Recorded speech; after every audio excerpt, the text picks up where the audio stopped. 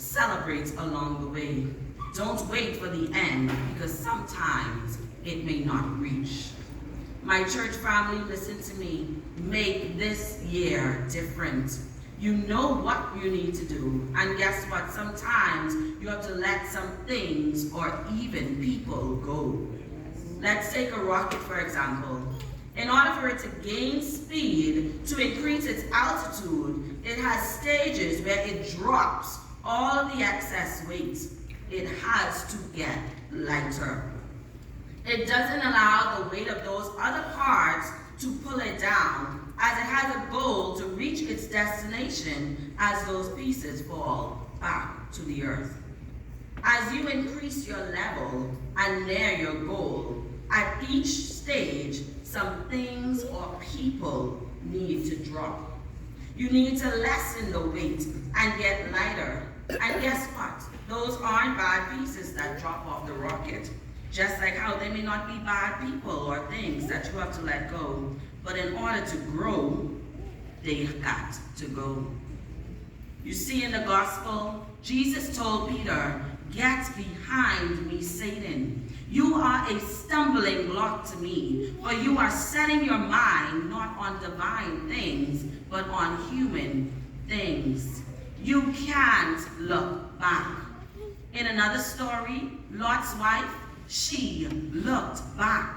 She disobeyed the angel's command, and she turned into a pillar of salt. You have to remain focused. You have to follow him. Jade, can I use you for a second, please? Okay, Jade, now I want you to go to the back of the church, and I want you to ask the usher for a hand sanitizer for me. Jade, stop. Okay, I want you to come back. I want you to go to the back of the church, and then I want you to ask them for a hand sanitizer for me. Jade, come here, Jade. Jade, we're going to the back, and I want you to get the hand sanitizer from me, okay? That's your goal. Jade, come, Jade. You see, that's just how things and people in life distract you from your goal. A goal was to get the hand sanitizer, but sometimes people call you, people distract you, and you never reach your goal. I remember there was a time when Shania was a newborn baby, and she cried and cried. No matter what we did, she just wouldn't stop crying. We said, you know what, let's go to the hospital.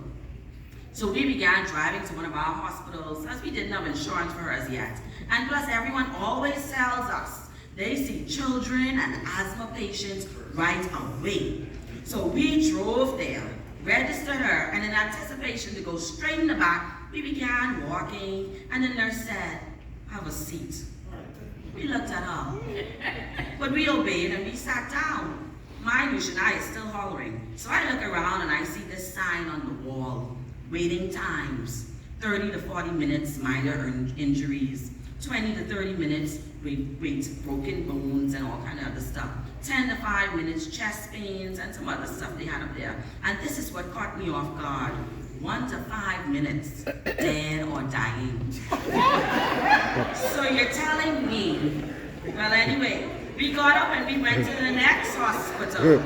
They registered us and we had to pay over $1,000 just to be seen.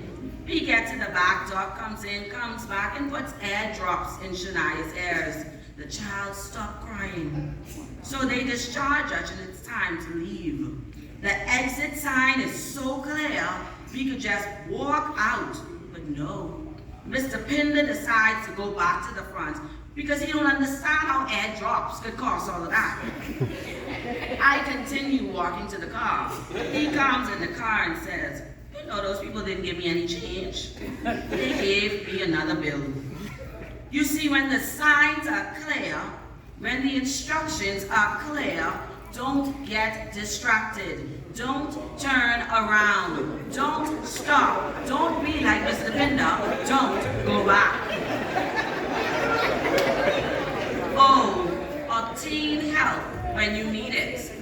No man, woman, or child is an island. Get help. I know it's hard for Bahamians because they don't let you live anything down. You get an A, remember when I taught you ABCs? I help you. Any musicians in the church, raise your hand for me. Raise your hand. Okay. See students, those are your music tutors right for you. Any teachers in the church, raise your hand. Oh, see, we have some more. Look at them. We have some more tutors for you. Any business owners in the church, raise your hand. Look good. Summer job, summer job, summer job. Any accountants or people that work with finances in the church, raise your hand high. Raise it high. You see these people, that's who you go to for lunch money. See, change your mindset. Listen, most schools, when you reach high school, the science teachers are not from here. I remember we had to choose our electives in school for the 10th through 12th grade, and I chose all 3 sciences: biology, chemistry, and physics. First day I get in my chemistry teacher class. Good morning, students. I am Miss Joseph. I will be your chemistry teacher. This is the beaker. This is the test tube. And everyone just had failure written all over their heads. How are we going to pass this class and we can't even understand what she's saying? I already said, you know what? This ain't making no sense.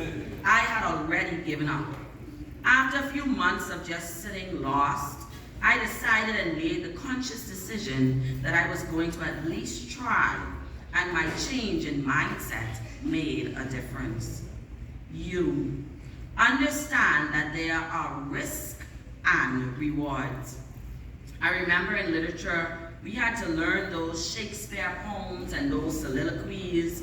We had a test coming up, and we had to get them in the front of the class and recite the poem. Now y'all know Shakespeare and King James must be brothers, because all of the thee and the thou in one verse, it was just too much. So the first girl gets called to the front. She was very nervous.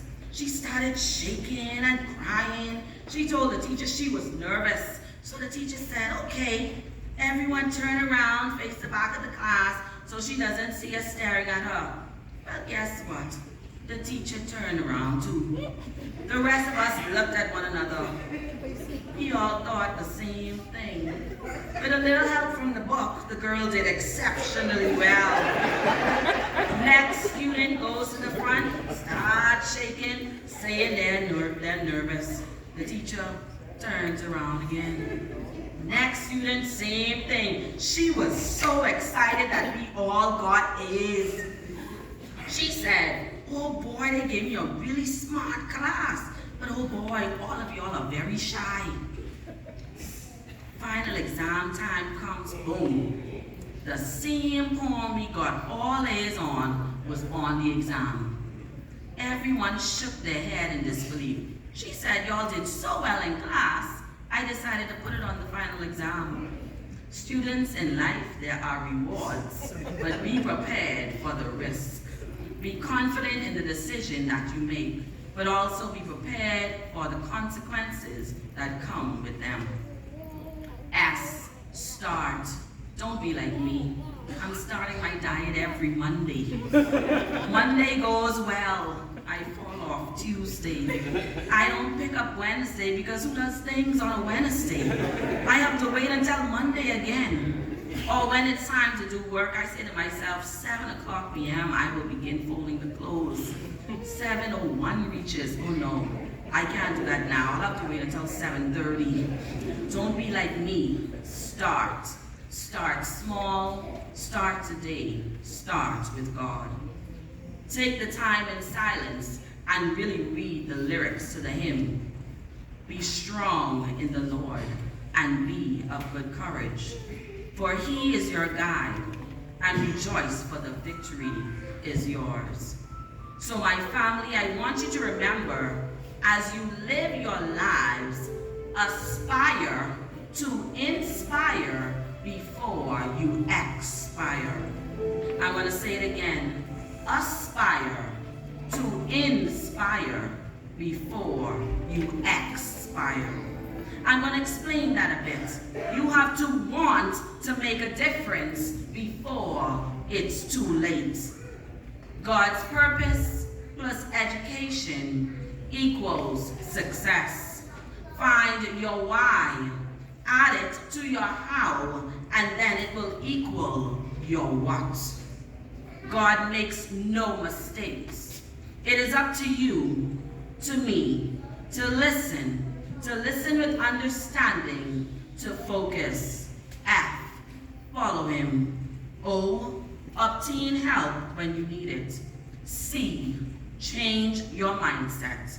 U, understand that there are risks and rewards. And S, start. Be strong in the Lord and be of good courage. God's purpose plus education equals success. Thank you.